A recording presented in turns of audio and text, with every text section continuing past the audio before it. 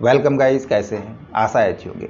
साथियों, सी प्रोग्रामिंग में एक और अहम कॉन्सेप्ट आता है कि यदि हमने किन्हीं भी दो मैट्रिक्स का ऐड कराना है या उनका सबट्रैक्ट कराना है, बट हमने उसके लिए एक फंक्शन बनाना है, तो हम किन्हीं भी दो मैट्रिक्स या दो से ज़्यादा मैट्रिक्स का ऐड कराने के लिए हम फंक्शन किस प्रकार से बनाएंगे, ये सीखेंगे इस वीडियो में। तो इसमें अंत तक बने रहिएगा। नमस्कार साथियों, मेरा नाम है मनोज कुमार और आप देख रहे हैं कंप्यूटर ज्ञान गुरु चैनल। तो चलिए सीख लेते हैं।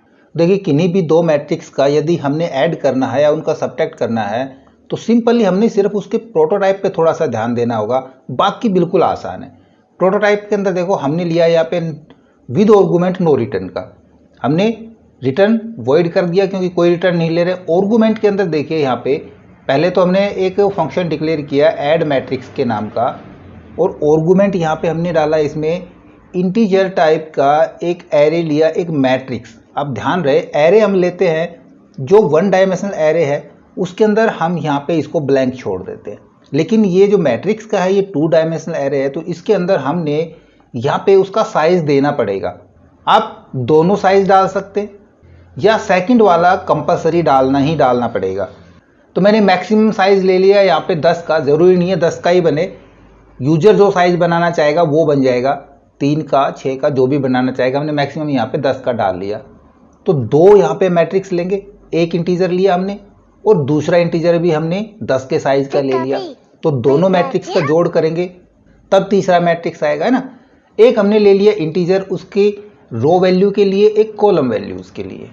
तो ध्यान रहेगा, हमने सिर्फ प्रोटोटाइप में हमने क्या चेंज करना है, हमने यहाँ पे जो इंटीजर का जो साइज है वो हमको यहाँ पे देना पड़ेगा।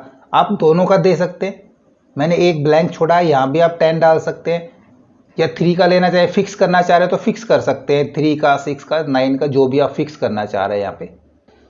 और यदि दोनों साइज डिक्लेयर नहीं कर रहे हैं तो सेकंड वाला कंपलसरी डिक्लेयर करना पड़ेगा, ठीक है। उसके बाद उसी प्रकार से मेन फंक्शन के अंदर गए, यहाँ पे हमने इंटीजर लिया एक तो ए नाम का, जरूरी नहीं है 10 का ही साइज हो, लेकिन हमने यहाँ पे ए नाम का मैट्रिक्स 10 का साइज दे दिया, बी नाम का मैट्रिक्स 10 का साइज दे दिया, एक रो लिया हमने, कॉलम लिया कितने साइज का, जितना साइज यहाँ पे डलेगा, और आई और जे नाम के वेरिएबल हमने लिए हैं जिनको हमने एक एक वैल्यू के ऊपर रन कराना है, रो में और कॉलम में। सबसे पहले तो एरे का साइज डिक्लेयर करेंगे, तो उसके लिए हमने यूजर से इनपुट लेना है, enter number of row and column, कितने साइज का वो मैट्रिक्स बनाना चाह रहा है वो साइज यहाँ पे डिक्लेयर कर देगा, और इन रो और कॉलम्स को हम %d के थ्रू सेव करा देंगे। अब यहाँ पे ध्यान रहे, दो लूप चलेंगे हमारे, एक तो रो के लिए चलेगा और फिर उसका एक चाइल्ड लूप, एक इनर लूप चलेगा कॉलम के लिए। तो पहला लूप चला i = 0, i को 0 पे सेट किया, और कहाँ तक चलेगा i हमने फिक्स नहीं किया है, तो जितनी रो यहाँ पे डिक्लेयर करेगा यूजर उतनी रो तक चलेगा, लेस देन रो, ठीक है, और i++। इसी प्रकार सेकंड लूप भी हमारा j = 0 और j कहाँ तक चलेगा, लेस देन कॉलम, जितने भी कॉलम लिए गए हैं, क्योंकि यहाँ पे रो और कॉलम की संख्या फिक्स नहीं करी है, यूजर के ऊपर डिपेंड कर रही है, और j++।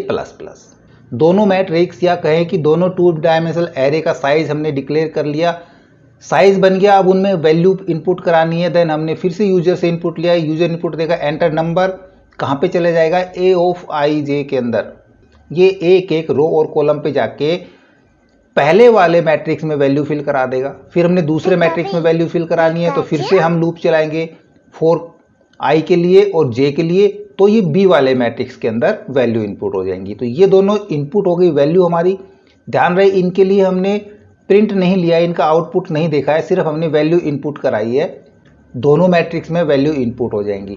फिर जैसे ही वैल्यू इनपुट हो गई, हम अपने फंक्शन को कॉल करेंगे। फंक्शन हमने लिया ऐड मैट्रिक्स के नाम का, फंक्शन को कॉल कराया। फंक्शन के अंदर हमने कौन कौन से वेरिएबल लेने हैं, एक तो हमारा पहला मैट्रिक्स ए नाम का है, दूसरा बी नाम का वेरिएबल है, तीसरा हमने रो नाम से लिया, और एक हमने कॉल नाम से लिया। 4 ही आर्गुमेंट डाले थे हमने, 1 2 3 और 4, चारों आर्गुमेंट हमने यहाँ पे ले लिए। अब जैसे ही फंक्शन को कॉल करेंगे तो ये फंक्शन कहाँ जाएगा, ये फंक्शन डायरेक्ट अपनी डेफिनेशन के ऊपर जाएगा। यहाँ पे इसकी डेफिनेशन लिखी हुई है, ये वही 4 आर्गुमेंट है, इंटीजर ए पहला एरे, इंटीजर बी दूसरा एरे, एक इंटीजर रो और एक इंटीजर कॉलम। अब जब डेफिनेशन पे गया तो यहाँ पे अब इसकी स्टेटमेंट लिखी हुई है। स्टेटमेंट के लिए थोड़ा सा नीचे चलता हूँ, मैं स्क्रॉल करा लेता हूँ। स्टेटमेंट में हमने क्या स्टेटमेंट देनी है भाई, हमने सीधा सीधा इन दोनों का जोड़ करना है और एक सी नाम का हमारा एक नया मैट्रिक्स बन जाए। तो हमने एक इंटीजर टाइप का एक वेरिएबल लिया सी नाम का, जिसका साइज हमने 10 कर दिया क्योंकि फुल साइज ले रहे, और वेरिएबल चलाएंगे आई को और जे को। पहला लूप चला हमारा रो के लिए, दूसरा चला कॉलम के लिए। कैलकुलेशन में दे देंगे C of I of J equal A of I of J plus B of I of J. बस यही तो करना है हमने। तीसरे मैट्रिक्स में पहले दोनों का हमने एडिशन लेना है। अब उनको हमने आउटपुट लेना है, प्रिंट आउट क्या आएगा, तब हम फिर से लूप चलाएंगे। पहला लूप तो चलेगा हमारा नई लाइन में जाने के लिए। हमने आई को चलाया, प्रिंट स्टेटमेंट में दे दिया हमने ओनली /n, यानी कि एक नई लाइन में चला जाए। और हमारी जो वैल्यू सी के अंदर जो आएंगी दोनों का ऐड होके, अब वो प्रिंट करनी है सभी एक एक पोजीशन पे। तो फिर से हमने चलाया लूप को। देखो ये तो क्या कर रहा है, एक नई रो के अंदर यानी कि नई लाइन के अंदर ले जा रहा है, और कॉलम क्या कर रहा है, एक एक कॉलम के अंदर लेके जाएगा ये वाला लूप। और हमारा प्रिंट करा देगा सी ऑफ आई ऑफ जे को। साथ में हमने एक एक टैब का भी यहाँ पे यूज किया है। तो सी ऑफ आई ऑफ जे की वैल्यू %d एक एक टैब पे जाके प्रिंट हो जाएगी। अब ये जैसे स्टेटमेंट पूरी होगी तो ये वापस से अपने फंक्शन के ऊपर जाएगा जहां से इसको कॉल किया गया था। इसको अपना फंक्शन मिल गया, इसका काम पूरा हो गया, और तो मेन फंक्शन हमारा यहाँ से रिटर्न हो जाएगा। तो ये तो हो गया इसका पहला तरीका। हम सिंपल तरीके से इस प्रकार से लिख सकते हैं। इसको दूसरे तरीके से भी लिख सकते हैं। पहले हम इसको रन करा के देख लें। उसके लिए हम चले जाएंगे बिल्ड एंड रन के ऊपर। यहाँ पे देखो सबसे पहले तो पूछ रहा है एंटर रो और कॉलम। आपने कितने रो और कॉलम का मैट्रिक्स बनाना है। मान लीजिए हमने यहाँ पे बनाना है 3x3 का, तो रो और कॉलम हमने डाल दी। अब कह रहा है एंटर नंबर। हमने उन दोनों मैट्रिक्स के अंदर नंबर एंटर कराने हैं। तो मैं यहाँ पे कराऊँ 1 2 3 4 5 6 7 8 9। देखो ये तो हो गए हमारे पहले मैट्रिक्स की नो वैल्यू। फिर कंटिन्यू चलेगा क्योंकि हमने यहाँ पे उसका डिस्प्ले नहीं लिया है, आउटपुट नहीं लिया है मैट्रिक्स का। तो दूसरे मैट्रिक्स की वैल्यू भी हम कंटिन्यू फिल करा देते हैं, वही 1 2 3 4 5 6 7 8 और 9। अब जैसे एंटर प्रेस कराता हूँ तो पहले मैट्रिक्स की और दूसरे मैट्रिक्स की जो टोटल एडिशन आ रहा है वो यहाँ पे हमारा सी के अंदर आ जाएगा। इसको यदि आप सबट्रैक्शन का बनाना चाह रहे हैं तो इस पूरे प्रोग्राम के अंदर सिर्फ और सिर्फ हमारा यहाँ पे एक सैंपल चेंज होगा। ये वाला जहाँ पे प्लस है इसको माइनस करा देंगे और एज इट इज कोड रहने वाला है, कुछ चेंज नहीं होगा। दूसरा तरीका क्या है, जो हमने यहाँ पे प्रोटोटाइप दिया है, ये प्रोटोटाइप ना दे करके ये जो हमारी स्टेटमेंट है यहाँ से और यहाँ तक ये कंप्लीट हम उस प्रोटोटाइप की जगह टाइप कर दें, तब भी हमारा प्रोग्राम काम करेगा। यदि मैं इसको यहाँ से कट करा के और इस फंक्शन की जगह डाल दूँ मेन फंक्शन से पहले, तो देखो मैंने यहाँ पे डाला है, यहाँ पे मेन फंक्शन से पहले मैंने वो पूरी स्टेटमेंट यहाँ पे ये वाली डाल दी। फिर हमने मेन फंक्शन शुरू किया है और नीचे वो स्टेटमेंट नहीं है, तब भी हमारा ये फंक्शन काम कर जाएगा। आप इस तरीके से भी ये कोड लिख सकते हैं। सीधा हम इसको रन करा लेते हैं यहीं पे, और उसी प्रकार से हम यहाँ पे इस बार बनाए 3x3 का ही बना लेते हैं क्योंकि फिर वो ज़्यादा बड़ा हो जाएगा, नीचे तक कोड जाएगा।